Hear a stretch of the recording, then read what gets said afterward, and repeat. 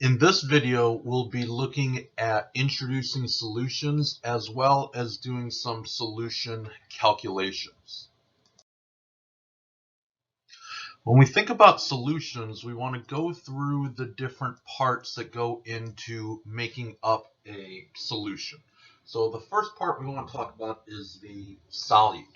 And whenever we say solute, what we mean is that part that is being dissolved. The other part of the solution that we want to talk about is the solvent.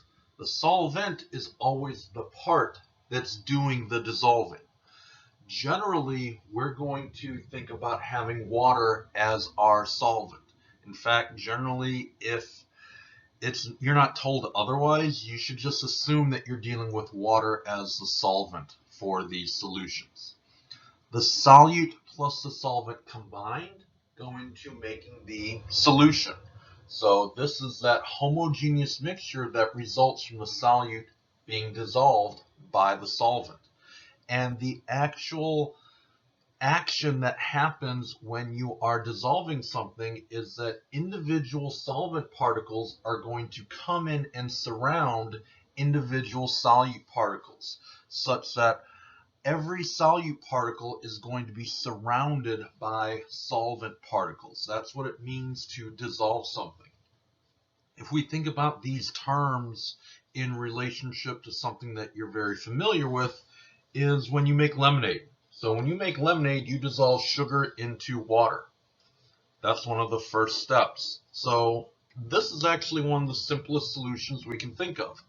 In the solution that you're making as you are preparing the lemonade, the sugar is the solute, the water ends up being the solvent, and then after that sugar has dissolved, that sugar water ends up being the solution. So it's the water molecules that are coming in and surrounding all of those sugar molecules. Making solutions is very, very important. So when we think about making solutions, it's needed in other areas besides chemistry. Making solutions, operating with solutions, thinking about solutions goes well beyond chemistry. Solutions get made all the time in medicine, healthcare, biology, environmental science. Solutions is one of those things that anytime you're doing science, chances are solutions are going to come into play. Everything solution-based revolves around the idea of concentration. And when we say concentration, concentration really just addresses the question of how much solute is in the solution. And there's lots of different ways we can answer that question of how much solute is in the solution. You could do it qualitatively. If we go back to our lemonade example, think back to when you were a little kid and you made lemonade or Kool-Aid. Did you always follow the instructions on the box or on the packet or on the recipe? Or did you sometimes add more or less sugar than what's called for? Well, depending upon how much sugar you added, if you added more than some, less other times, or followed the instructions, that difference would be in concentration, how much sugar you're trying to dissolve to make that lemonade. We can be a little bit more quantitative though, instead of just saying a whole lot of solute or a small amount of solute. So there's lots of different concentration units. You don't have to memorize any of these. These are going to be provided for you. But what you will have to do is manipulate them and actually use them. So first, let's talk about these. The first one is molarity, and that gets symbolized by the capital M. And what that capital M represents is moles of solute divided by the liters of solution. So how much solute per amount of solution you have. Sometimes it gets shorthanded a little bit with just moles over liters. And what we're going to see is that we're going to be able to use molarity as a conversion factor. Our other ways of expressing concentration are percent-based ways of dealing with concentration. And anytime we're thinking about a percent, we want to keep percents as simple and as basic as possible. anytime you're dealing with a percent, it's always a part compared to a total times 100%. That's how every percentage works. You got 94 on the exam, well, you got 94 parts out of 100. So there's a couple different ways we have of dealing with percentages, but they're all parts compared to total. Of course, taking a part, dividing it by a total gives you a decimal. To change a decimal to a fraction, times 100%. So the first is mass percent. Sometimes it goes by the shorthand m divided by m percentage. And this just calculates parts and totals based upon mass percentages. So the part is going to be the mass of the solute in grams, that would be in the numerator, and then you would compare that to the total mass of the solution in grams. A part compared to a total, and then the change from a decimal to a fraction times 100%. Sometimes it's easier to do things on a volume basis. So there's also a volume percentage, sometimes V/V percentage. And this would be your volume of the solute in milliliters divided by the volume of the solution in milliliters. You're still looking at your part, that's the solute, compared to the total, that's your solution. That again gives you a decimal, multiply by 100 in order to change that decimal into a percentage. There's also kind of a mixture of those two that we just talked about. That's sometimes called the mass volume percentage, or M/V percentage. So this is still the part, the solute, this time the mass of the solute, but in the denominator, it's the volume of the solution in milliliters. That again ends up being a decimal. To change a decimal into a percentage, multiply up by 100%. So you don't have to memorize any of these. These are going to be provided for you, but what we are going to need to do is to use these in order to solve quantitative problems. And the first couple of quantitative problems that we want to deal with involve molarity problems. So this problem says you wish to prepare 0.650 molar solution of NaF. If you have 24.8 grams of NaF, how many milliliters of that solution could you make? Now the first thing that's a very, very helpful thing to do is anytime you're dealing with molarity, if you do this one step right away, it makes the problem much, much easier to do. Anytime you see a molarity, what I want you to do is rewrite it in terms of what it actually means. Remember that molarity is moles per liter. So what I want you to do, anytime you're looking at a problem and you have a molarity in it, take the 2 seconds, and it only takes 2 seconds, in order to rewrite what it truly means. It's going to make it that much easier and help you use that information correctly. I'm going to do it on the side here in the upper right hand corner. 0.650 m really means 0.650 moles of NaF per liter of solution. 0.650 moles per liter of solution. And if you do that, it only takes a couple seconds to do that, you're going to have a much easier time dealing with these problems. Now, again, this may look like a chemistry word problem.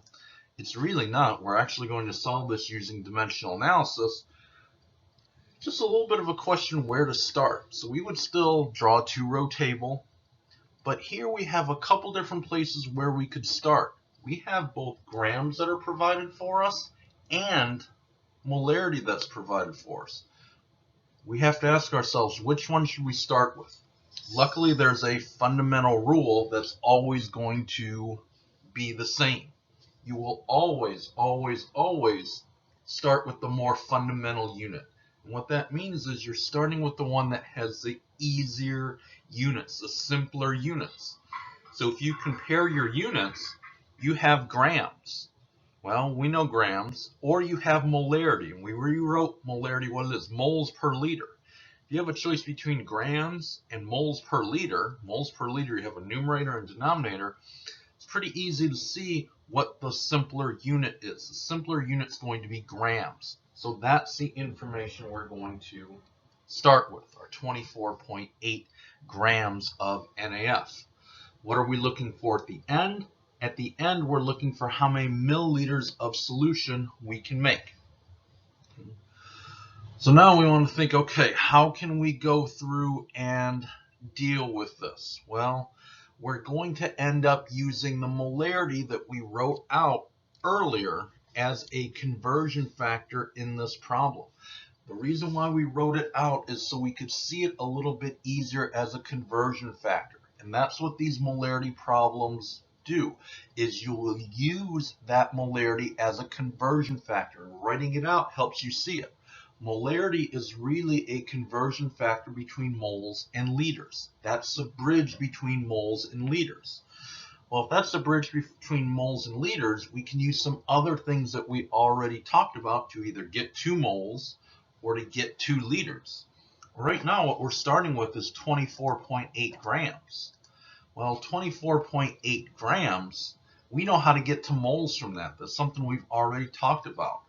To go from grams to moles, we would need the molar mass. Well, we've calculated molar mass a lot. I'm going to highlight it in green. Sum together the parts, sodium 22.99, fluorine 19. Add them together, you'd get the molar mass of sodium fluoride, 41.99. Remember what that means. That's how many grams it takes to give you 1 mole. We would use that as a conversion factor. I want grams to go away. I want to be left with moles, so I'm going to put the grams in the denominator, putting the moles in the numerator. That will allow for our grams to cancel. Now we have moles. So we've done that step before. We've done grams and moles. That was the previous unit. Now, how can we get from moles to liters or moles to volume? That's where the molarity comes in. Look again at why we rewrote the molarity. We're going to use it. That's now a conversion factor. So we took that 0.650 m that was written in the problem and rewrote it what it truly was, 0.650 moles per liter. We wrote that in red. Now we're just going to use that as a conversion factor to get to where we want to go. I'm starting with moles in the numerator, so that means in my next step, the moles will have to be placed in the denominator. So I'm going to place some moles in the denominator. That will place the liters in the numerator. Again, you're going to see that moles are going to cancel out. Moles of NaF cancel out. The unit we currently have now are liters. Well, we ultimately want to be to milliliters, but that's a pretty straightforward conversion for us. That's something we've done a lot of already, metric to metric conversions. The relationship between liters and milliliters, there's 1,000 milliliters per 1 liter. I would put the liters in the denominator in order to cancel. The milliliters would go in the numerator. Again, we can set up to cancel. Our liters have canceled. The unit we're left with are our milliliters. Well, how do we do our final calculation? Same way we've done every other dimensional analysis calculation. Everything in the numerator is a multiplication. Everything in the denominator is a division. So we would take 24.8 times 1,000, then divided by 41.99, divided by 0.650, and our final answer should be 909 milliliters. When you go and look back at the individual steps in this problem, you're going to see steps that we've done before. That very first step that we did, the gram to mole step beneath the big red X. Well, we did that in the previous unit. We've been there. We've done that. The very last step, milliliters and liters. Well, that was from Unit 1. That was the very beginning of the course.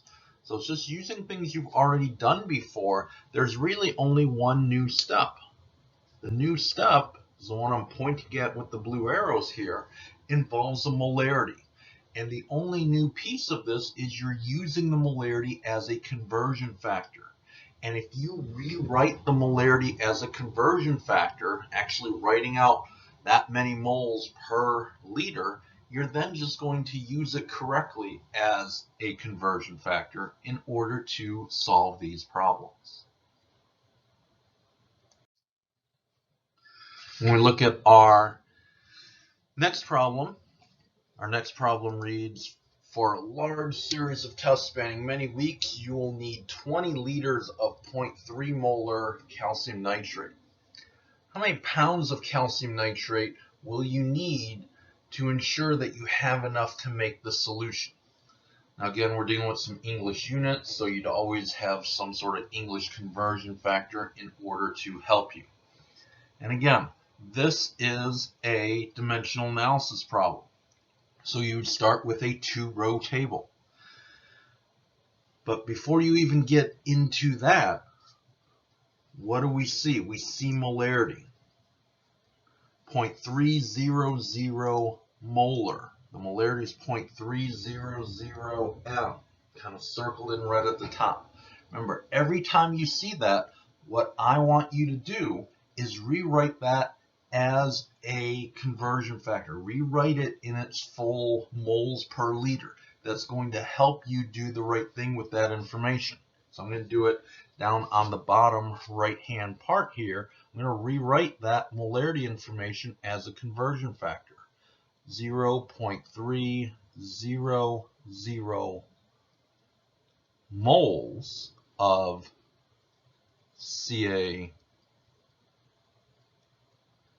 CaNO32 per 1 liter. All I did is rewrote out that 0.300 capital M in terms of what it really is, moles per liter. And that's going to make sure that I use it in the correct manner in the problem. Now, just like in the previous problem, we have some choices where we should start with. Well, where should we start? We have a couple pieces of information given to us. We have both the volume and the molarity. And again, the same guiding principle is going to be used to choose which one we should really start with. We're always going to start with the more fundamental unit.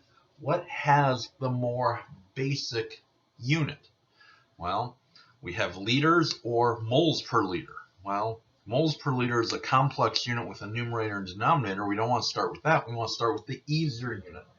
The easier, more fundamental unit is liters. So that's where we want to start our problem off with our liter information. What do we want to achieve at the end? At the end, we want to achieve pounds of calcium nitrate. So this is kind of the exact opposite of the problem we did before. This one we're going from starting with a volume going to a mass or a weight.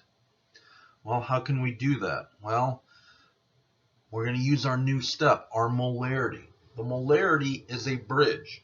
And by rewriting it, look down in red on that bottom right-hand corner. We rewrote what that molarity means. 0.300 moles per liter. That's as a reminder that, hey, this is that bridge. This is that conversion between moles and liters that we can use. Well, right away, I'm already in liters, so I'm ready to use that molarity conversion right away. I rewrote it. I can see how I'm going to use it a lot more easily now. Well, I'm starting with liters. I want liters to go away, so I'll put the liter information in the denominator. That would put the moles of the calcium nitrate in the numerator. This has us set up to cancel our liters again, so we could cancel off our liters.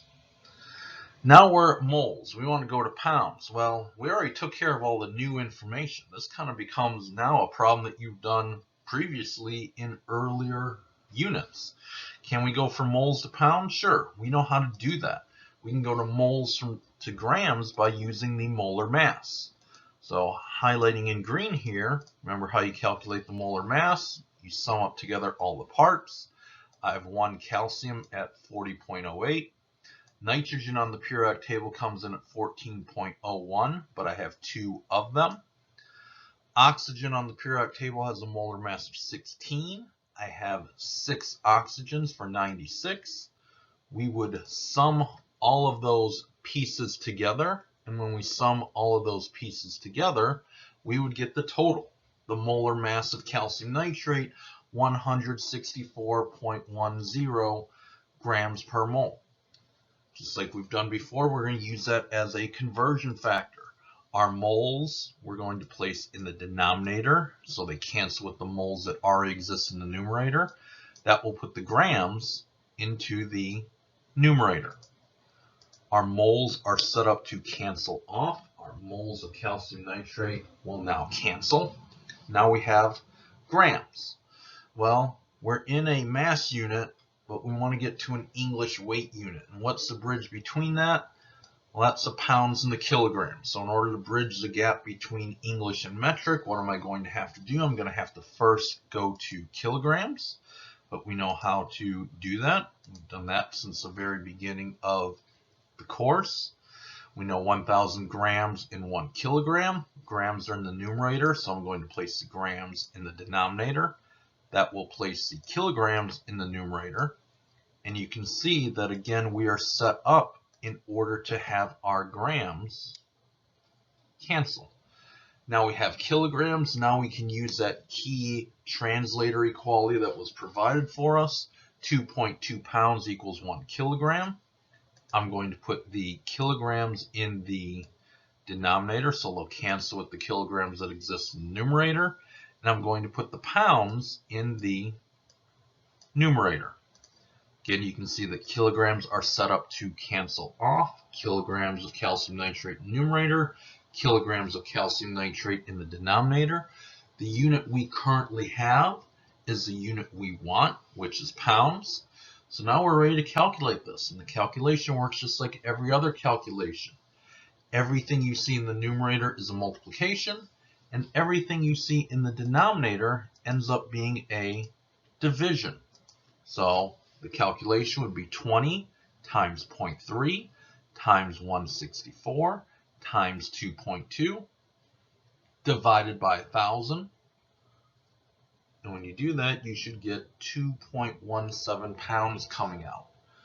And again, when you look at all the steps in here, you're going to see there's only one new step. If we kind of work backwards, the last step, pounds and kilograms, beneath that red X, guess what? That's from the very beginning of the course, just converting units.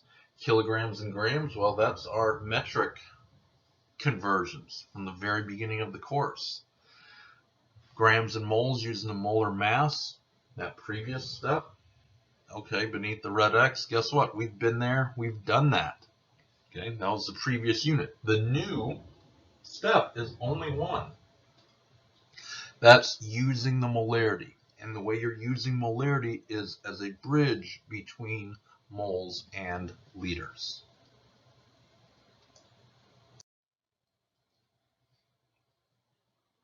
We want to do another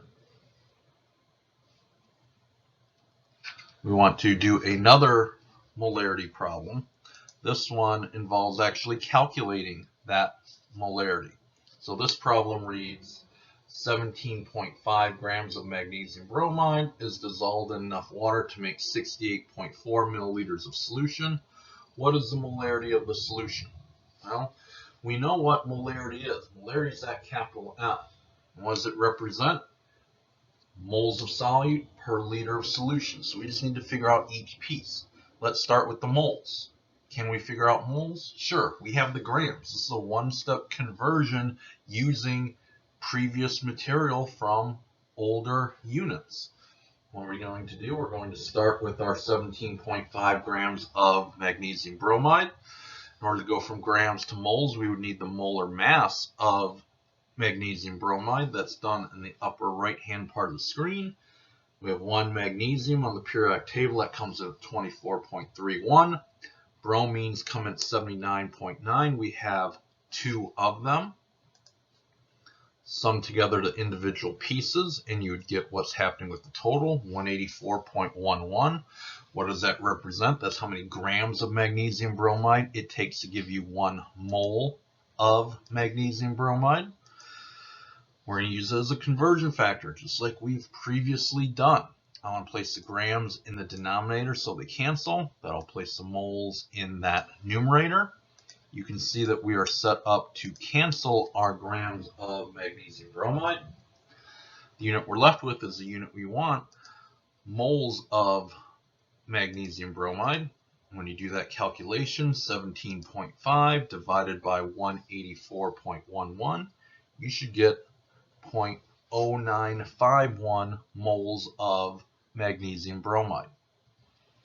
We do a similar process for the volume. So we figure out the moles, we figure out the numerator. Now we're just going to figure out the denominator. What do we start with? 68.4 milliliters. Can we convert that to liters? Sure. Done that a lot since the very beginning of the course. 1,000 milliliters equals 1 liter. I want to place some milliliters in the denominator so they'll cancel. Liters would go in the numerator. Our milliliters will cancel. What we'll be left with are liters. Well, now we have our two pieces. We just have to stick them together. Remember what molarity is. Molarity is moles per liter. Molarity is always moles of solute divided by the liters of the solution. Well, what do we need to do? We just need to put the pieces together. 0.0951 moles of magnesium bromide. Where did we get that from? Well, that comes from our calculation. We already calculated that. Our volume in the denominator, 0.0684 liters. Where did that come from? Well, we calculate that in the other part. We just have to now divide those two numbers together. When you divide 0.0951 divided by 0.0684, you'll get your final answer, which will be 1.39 molar magnesium bromide.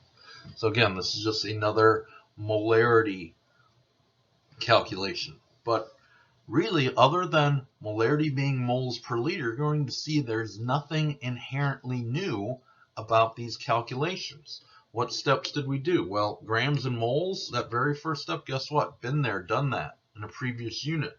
Milliliters and liters, been there, done that. That's from the very beginning of the course. Now, we're just putting that information together. What is molarity? Molarity is moles per liter. Do that division, and you would get the correct final answer. So now we want to work on, we did some molarity, now we want to work on some of the percentage-based problems. Now for our percentage-based problems, here's how it reads. 2.35 grams of KBr is placed in 68.3 milliliters of water. After doing so, the volume of the solution is 68.8 milliliters. They tell us the density of the water is 1 gram per milliliter, and we're asked to calculate the mass percentage and the mass volume percentage of the resulting solution. So we're asked two different things, the mass percentage and the mass volume percentage. Let's first start with the mass percentage. Well, for the mass percentage, you don't have to memorize this. This is going to be provided for you. Mass of the solute divided by mass of the solution times 100%. Well, in order to actually do this, the calculation is pretty straightforward if you let it be. And the key thing is letting it be as straightforward as possible. The key step here is not an actual calculation step. The key step is just identifying what is the solute, what is the solvent, and what is the solution. And if you take the couple extra seconds it takes in order to do this, you're then going to do the right thing with the correct values. If you just start randomly doing mathematical manipulations with the numbers you see in the problem, chances are it's not going to go very well. You have a high chance of getting that problem incorrect. Instead, you want to identify what your pieces are. So we're going to do that kind of in the side, and I'll do this in purple on the side. We want to identify everything. What's our solute? Well, our solute is KBr. What's our solvent? Our solvent is water. What's our solution? Well, our solution would be the KBr plus the water. After they have combined, after our solute and solvent have combined, we would get our solution. So now let's just look at our equation, and remember, this is provided. Mass of solute divided by mass of solution times 100%. So do we know what our solute is? Well, we do know what our solute is. We said our solute was KBr. How much KBr do we have? 2.35 grams of KBr. So we got that piece. Now next is here's where you have to be a little bit careful. Okay? You can't just randomly throw numbers. That's why we spent the time to identify what is the solute, what is the solvent, and what is the solution. The solution is the KBr plus the water. When we read through the problem, we don't have that value directly in front of us. Nowhere in the problem does it say, here is the mass of the total solution. So we're going to have to figure that out. But we know what solutions are. I'm going to highlight this in green. Solutions are what happens when you combine the solvent and the solute. We do have information about each one of those. Well, what's our solute? Well, we already identified that. That's the KBr, the 2.35 grams. So we're ready to deal with that. Now, what is our solvent? Well, our solvent is water. We're given the milliliters of water that we would have to turn into grams. It turns out the milliliters and grams are going to be the same because the density of water is 1 gram per milliliter. Let's just show that calculation, because sometimes you may see something that does not have a density of 1. 68.3 milliliters. What's the density of water? 1 gram per milliliter. Milliliters cancel. You would change those milliliters into grams. That's where we're getting the 68.3 grams from. Well, now we have all of our pieces. Now we're just calculating. We have our numerator, 2.35 grams. We figured out the mass of the solution by combining the mass of the solute plus the mass of the solvent in order to get the 70.65 grams. We would take 2.35 divided by 70.65, then multiply that by 100. And when you would do that, you would get your final mass percentage of 3.33%. So these type of problems can be relatively straightforward if you identify all the pieces. If you identify all the pieces correctly, then you'll use the pieces correctly. If you just start kind of randomly tossing numbers around, it's not going to go well, and this becomes a very, very challenging problem. Allow the problem to be as straightforward as possible. Believe it or not, even though this was a calculation problem, the real work got done when we correctly identified everything. When we correctly identified things, we weren't going to use our numbers incorrectly. We were going to do the right thing with our numbers because we knew what the numbers belonged to and went with. Now we still have another piece of this problem. We're asked to calculate the mass percent and the mass volume percent. So we still have another half to go. Here, again, now we're working on the mass volume percentage of this problem. Now again, you're going to be given the equations. You don't have to memorize these. Mass volume percentage, mass of solute in grams divided by the volume of the solution in milliliters times 100%. And again, we want to go through the steps of identifying the solute, the solvent, and the solution. Even though we already did it, let's do it again. This ensures that you're going to do the right thing. So what's our solute? Well, our solute is the KBr. Our solvent is our water, H2O. Our solution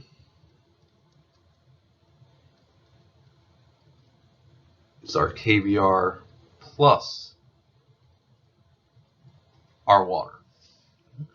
Well, now that we've identified everything correctly, let's just use our pieces. Well, we're looking for the mass of the solute. Do we know what the solute is? Sure, the solute's KBr. How much KBr do we have? 2.35 grams. We also need the volume of the solution in milliliters. Do we have that? Sure, the problem tells us directly. The volume of the solution is 68.8 milliliters. We have that. We didn't really have to do any side calculations or any figuring out what any of the parts were. We just had to correctly identify what each thing was. You just have to divide those now. 2.35 divided by 68.8 times 100%. And that's going to give you your final correct value of 3.42% for this mass volume percent. And again, even though this was a quantitative problem, the work came just from identifying what the key pieces are. If you identify what the key pieces are, what each piece means, you're going to use that information correctly. If you just kind of randomly start guessing with numbers, it's not going to go as smoothly and as cleanly. So I strongly encourage you, it doesn't take that much time. Every time you have one of these problems, write out what the solute is, write out what the solvent is, write out what the solution is. It'll help you do the correct thing and not stick a number someplace where it doesn't belong.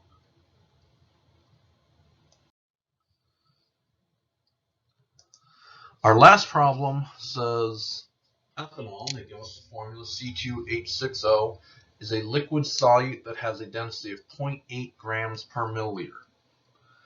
Calculate the molarity and volume percentage from the solution that results from 110 milliliters of ethanol being combined with 620 milliliters of water. Same thing applies to this problem that applied to the previous problem. Take the little bit of time and identify what your solute is, what the solvent is, and what the solution is. That will help you to use them in the right manner. So our solute is the ethanol. What's our solvent? Well, our solvent is going to be the water. What's our solution? Well, our solution is the ethanol plus the water after they've combined. Well, there's really two problems in here. It says calculate the molarity and the volume percentage. Let's start with that molarity. So first we're going to calculate the molarity. Well, what is molarity? Well, we know what molarity is. It's moles per liter. So do we have a way of getting at the moles of the solute? That's what we're looking for, moles of solute. Sure. It's a dimensional analysis problem. We have two different things we could start with. There's two things we know about the solute. We know its density, 0.8 grams per milliliter, and we know its volume, 110 milliliters. Again, you want to start with the thing that has the more fundamental unit, the easier unit. What's molarity? Moles per liter. Well, okay. What's density? Grams per milliliter. That's another complex unit. I have something in the numerator and the denominator.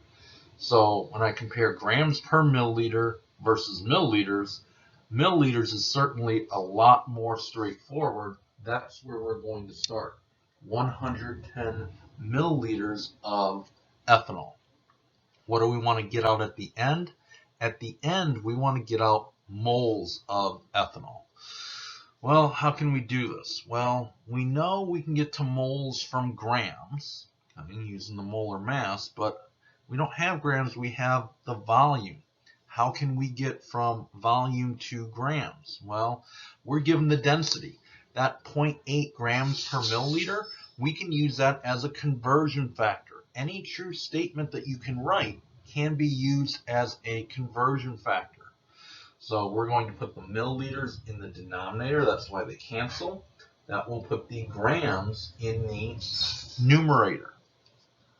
So we're just using that density as a conversion factor in order to convert from milliliters to grams. Milliliters in the numerator cancel with milliliters in the denominator. Now we have grams. Can we get to moles now? Sure, we can get to moles now. We can get to moles because we can figure out what the molar mass is. Grams to moles. That's something we've done a lot of. Look at all the pieces added together. So we do that kind of on the upper right hand part of the board. I'll highlight it in green. We look at carbon on the periodic table. Carbon's 12.01. We have 2 of them for 24.02. Hydrogen on the periodic table is 1.01, and we have 6 of them. And we have 1 oxygen coming in at 16. So what are we going to do? We're going to sum together all the parts. When we sum together all the parts, we will get the total. We will get the molar mass of ethanol. We're just using that molar mass as a conversion factor like we've done many, many times before. Here I have the grams in the numerator, so I need to put the grams in the denominator such that they will cancel. That'll place the moles in the numerator. So now grams are set up to cancel. Grams of ethanol cancel. The unit we have is the unit we want. Now we just have to do the calculation. The calculation works the same way as all of our calculations have worked. Anything in the numerator is a multiplication. Anything in the denominator is a division. So we would go 110 times 0.8 divided by 46.08. And we would get our moles of C2H6O. Next, we want to figure out what our total volume is. Here you can't just randomly pull numbers from the problem.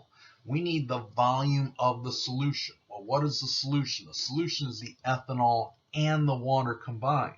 So we need to take the volume of the ethanol, which is 110 milliliters, combine it with the volume of the water, which is 620 milliliters, to get 730 milliliters. Remember, don't just randomly use numbers. Identify what the parts are, and then you will do the right thing with those values. So our total volume is 730 milliliters. We need to change that to liters. That's no problem. We know how to go from milliliters to liters. That's a one-step unit conversion problem. 1,000 milliliters per 1 liter. I need to put the milliliters in the denominator such that they will cancel. That'll place the liters in the numerator. So our milliliters will cancel. One-step conversion, 730 divided by 1,000. That will give us our liters of solution. Well, now we have the 2 pieces we need. Remember what molarity is. Molarity is moles per liter. Well, what do we have? We have everything we need. We calculated out the moles. We just want to use that information.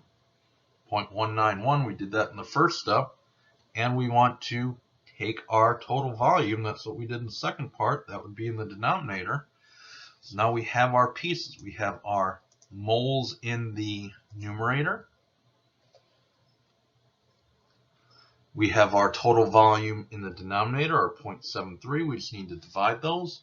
1.91 divided by 0.730, and that should give us a final answer of 2.62 molar. The molarity would be 2.62. So again, if you take the key step of just identifying what the solute is, what the solvent is, and what the solution is, you'll end up doing the correct things with the values. Errors come in these problems when you're just kind of going fast, deciding to use a number, and you end up using it in the wrong aspect. It's going to the wrong thing. That's where identifying solute, identifying solvent, and identifying what that solution is will help you do these problems very, very cleanly and very, very easily. There's a second part to this problem. It was asked for the molarity and the volume percentage. Well, we did the molarity. Now it's time to do that volume percentage. Same problem. Now we're just thinking about the volume percentage. Well, we know what the volume percentage is. It's provided for us. Volume of the solute in milliliters divided by the volume of the solution in milliliters times 100%. Again, even though we did this on the previous slide, it's that important of a step that I just want to go ahead and do it again. Identify the solute, identify the solvent, and identify the solution. So when we look at our solute, what's our solute? Well, our solute is ethanol. What's our solvent? Well, our solvent is the water. What's our solution? Well, our solution is our solute plus our solvent. So that would be ethanol plus the water. Well, now that we identified the parts, we can figure out what we need to do. Well, what's the volume of the solute? That's what's going to go in the numerator. Well, the solute was ethanol. How much of it do we have? 110 milliliters of it. What's the volume of the solution? Well, solution is ethanol plus water. Well, our ethanol is 110. Our water was 620 for a combined total of 730. That will go in the denominator. Now we just have to do that division. 110 milliliters times 730 milliliters. 110 milliliters divided by 730 milliliters times 100%. When you do that, you should get that your final percentage, 15.1%. Again, these problems can be fairly straightforward if you allow them to be. And the way to really allow these to be straightforward is to, right off the bat, before you do anything with a number, identify what the number goes to by identifying what is your solute, what is your solvent, and what is your solution. If you do that, that's going to make these problems much, much